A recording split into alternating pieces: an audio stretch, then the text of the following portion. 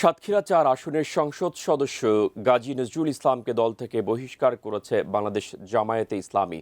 নৈতিক স্খলন প্রমাণিত হওয়ায় তার বিরুদ্ধে ব্যবস্থা নিয়েছে দলটি। এরপর থেকে আলোচনা শুরু হয়েছে তার সংসদ সদস্য পদটি থাকছে কিনা। এ নিয়ে মুখ খুলেছে নির্বাচন কমিশন। সেই সঙ্গে আসন শূন্য হলে সেখানকার নির্বাচন প্রক্রিয়া কি হবে তা নিয়েও স্পষ্ট ব্যাখ্যা দিয়েছে ইসি। সহকর্মী এসআই রাজ জানাচ্ছেন বিস্তারিত। সামাজিক যোগাযোগ মাধ্যমে ব্যক্তিগত মুহূর্তের ভিডিও ছড়িয়ে পড়ার পর আলোচনায় আসেন সাতক্ষীরা ৪ আসনের সংসদ সদস্য ও জামাত নেতা গাজী নজরুল ইসলাম।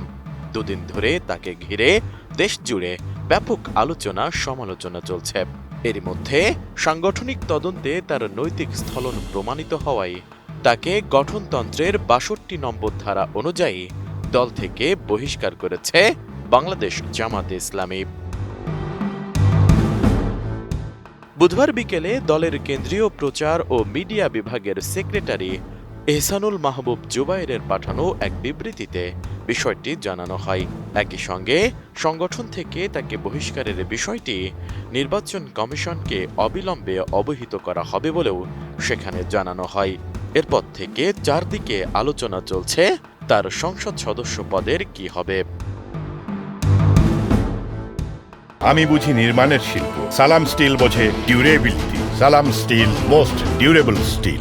সংবিধানের ৭০ অনুচ্ছেদ অনুযায়ী কোনো সংসদ সদস্য নির্বাচিত হওয়ার পর নিজ দল থেকে পদত্যাগ করলে অথবা সংসদে দলের সিদ্ধান্তের বিরুদ্ধে ভোট দিলে তার আসন শূন্য হবে।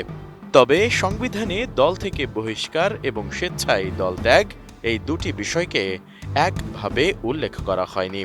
ফলে কোনো এমপিকে দল থেকে বহিষ্কার করা হলেও তিনি নিজে পদত্যাগ না করলে বা সংবিধানের অন্য কোনো বিধান লঙ্ঘন না করলে তার সংসদ সদস্য পদ স্বয়ংক্রিয়ভাবে বাতিল হয় না বলেই আইন বিশেষজ্ঞদের অভিমত। যদিও বিষয়টি নিয়ে মতানৈক্য রয়েছে। তবে বিষয়টি নিয়ে জানতে চাওয়া হলে বুধবার নির্বাচন কমিশনার আনোয়ারুল ইসলাম সরকার গণমাধ্যমকে বলেন, রাজনৈতিক দলগুলোর দলীয় মনোনয়নে নির্বাচিত জনপ্রতিনিধিদের মূল পরিচয় ও আইনগত ভিত্তি তৈরি হয় দলগত কাঠামোর ওপর ভর করে। তাই দল যদি আনুষ্ঠানিকভাবে কোনো সদস্যকে বহিষ্কার করে এবং তার মনোনয়ন প্রত্যাহার বা বাতিল করে, তবে তার আসন শূন্য হওয়াটাই স্বাভাবিক আইনগত প্রক্রিয়া। যদিও আনুষ্ঠানিকভাবে দলীয় বহিষ্কার সংক্রান্ত কোনো নথিপত্র বা চিঠি এখনো নির্বাচন কমিশনের হাতে পৌঁছায়নি বলে জানান এই নির্বাচন কমিশনার। তিনি বলেন, ইসির নিজস্ব কার্যপ্রণালী ও উপনির্বাচনের ঘোষণার নির্দিষ্ট প্রক্রিয়া রয়েছে। অফিসিয়াল কাগজপত্র হাতে পাওয়ার পর নির্বাচন কমিশন আইন, বিধিমালা ও সংবিধানের সংশ্লিষ্ট অনুচ্ছেদ পুঙ্খানুপুঙ্খ পর্যালোচনা করে সিদ্ধান্ত নেওয়া হবে। আনোয়ারুল ইসলাম আরও বলেন, কোনো অনুমান নির্ভর তথ্যের ভিত্তিতে নির্বাচন কমিশনের চূড়ান্ত সিদ্ধান্ত জানানো সঠিক নয়। লিখিত নথি ও সুনির্দিষ্ট আইন কোট করেই ইসি তার দাপ্তরিক অবস্থান স্পষ্ট করবে।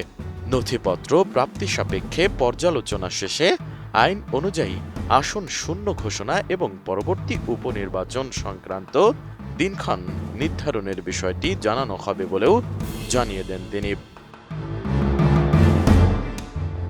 এদিকে বিষয়টি নিয়ে কথা বলেছেন জামাত নেতা সুপ্রিম কোর্টের সিনিয়র আইনজীবী শিশির মনির। বুধবার নিজের ভেরিফাইড ফেসবুক অ্যাকাউন্টে তিনি লিখেছেন, সংবিধানের ৭০ অনুচ্ছেদে আছে পদত্যাগ, তিনি হয়েছেন বহিষ্কার। জামাত আজকেই নির্বাচন কমিশনকে জানিয়ে দিচ্ছে, কারণ নৈতিক স্খলন। প্রশ্ন হচ্ছে, সংসদ সদস্য থাকতে পারবেন কিনা। শিশির মনির বলেন, তার মতে সংসদ সদস্য পদে থাকছেন না গাজী নজরুল ইসলাম। তাই সাতক্ষীরা ৪ আসনে নতুন করে নির্বাচনের আয়োজন হতে যাচ্ছে বলেই আজ পাওয়া যাচ্ছে। এসআই রাজ, এটিএন নিউজ।